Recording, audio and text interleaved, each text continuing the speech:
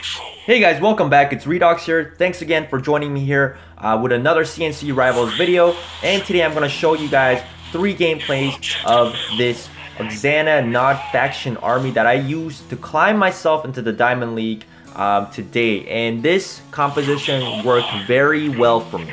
So my opponent brings in a GDI army with General Solomon on the left. And he starts off with a Missile Trooper, thinking I may go into an attack bike rush for his Harvester, but I actually go into a Militant, so that does counter his Missile Troopers. He goes into a Shockwave Trooper, which is a very strong anti-infantry unit, and it will easily kill my Militant, so I just escape there with my Militant. I don't want to deal with his Shockwave at this moment. Notice how I go right into the double Harvesters. I go into a War Factory building a buggy, trying to take out a Shockwave Trooper, but he does have that Missile Trooper, which can easily take down my buggy, as it is 2 levels lower as well.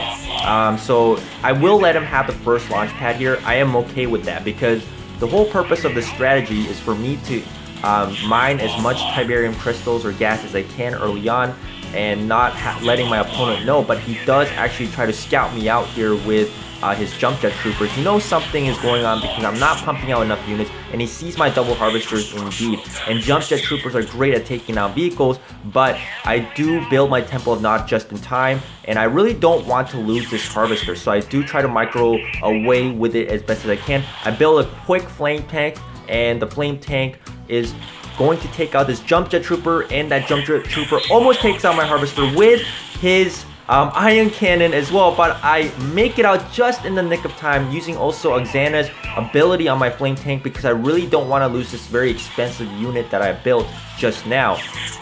And then I also go for a Basilisk as well. So that is kind of the whole purpose of this strategy, is for me to go into a very expensive flame tank and Basilisk unit. And as you can see, I'm going right for the enemy base. That's right, both of these units do incredible amount of base damage, and with OXANNA's ability, they get a 75% attack boost.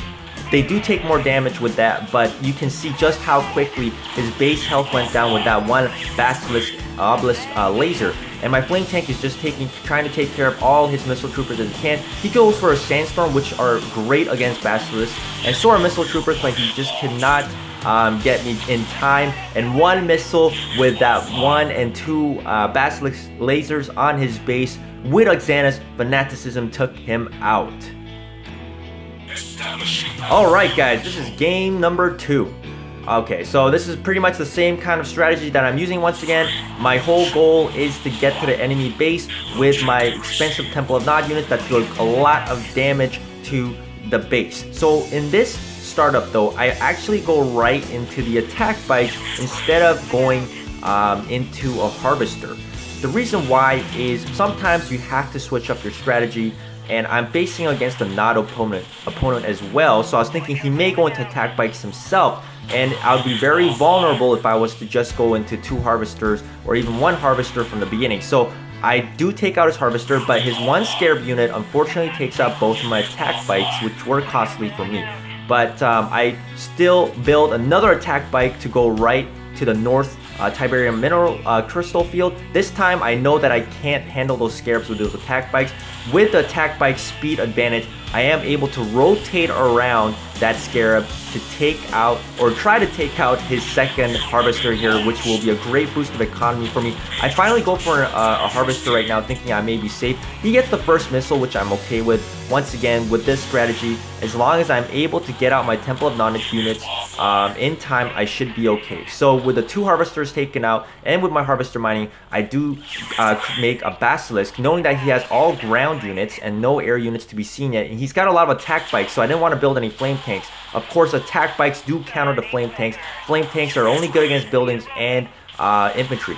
And I go for a Scorpion tank here as well, knowing that he's got a whole bunch of attack bikes on the field. And I was trying to see if I could get to his harvester and maybe tank some damage from his scarabs as well, because Scorpion tanks have a lot of health. And you can see he almost actually gets the second missile here, and I cannot let him get this, or he does win the game here against me. So I quickly get onto the launch pad as fast as I can. I noticed that he's got the obelisk of light on the bottom side. I did not notice he had a tower there. The reason why he built that there is because if he secured that second missile, he would have won the game anyways. So he just tried to secure the bottom launch pad with that building. But I sent out a flame tank, which does a lot of damage against buildings. And as you can see with OXANNA's hero power, I already took out half of his base. And he kind of ignores my tank in the beginning, but he realizes, okay, my base is going down. And as much as I got to killing his base here, unfortunately my flame tank does go down to his attack bike. I just pump out a lot of scorpion tanks, knowing that he's got a lot of these attack bikes. I could have went for some basilisk as well, but they are very expensive to build. And once again, he's got the control on the field here, and I decide, hey, I know he's got a sliver of health on his base. I power up tank with the OXANNA's fanaticism again, and I take down his base. And let's move on to game number 3. Alright guys, this is game number 3. This was the final game that brought me to the Diamond League. It was against the Diamond player himself. So this was me thinking, okay, this guy is probably really good. So I'll have to really try to outplay this guy as much as I can. So we both start off with Harvesters. It's a safe start. I didn't want to go for an attack bike rush because he would probably, you know, do something again. He might go for a missile trooper. A lot of GDI faction armies with General Solomon like to play a slower game. So, you know, he knows how to, he's going to play very defensively. So I knew it was not a good idea for me to go into an attack bike early. And I just try to scout and see if he has a double harvester going, because a lot of General Solomon GDI faction armies tend to go for double harvesters. And there you go, you see that double harvester, and I see the harvester coming up north, so I know he's got double harvesters now. And I sent out 2 attack bikes, one to deal with his rhino because it will destroy the rhino effectively, and then one to the top because I know he's got one there. And he goes for a predator tank now, because of course predator tanks are good against attack bikes and even scorpion tanks as they have more health. And he's also got a level 9 tank, so that has a lot of health and it does a lot of damage. So I have to team up with 3 units to take down that predator tank. And I just want to try to kind of get, in this game I want to actually get that launch pad early, so I do secure it here, because I know this guy probably has a lot of expensive units himself, and if my goal in this game was to beat him earlier before he pumps out some of those expensive units to counter my Basilisk and my Flame Tank. The weakness of Basilisk, the Basilisk and the Flame Tank, is that they cannot actually hit any air units, which is a problem. But anyways, regardless, in this game I'm not seeing any air units as well.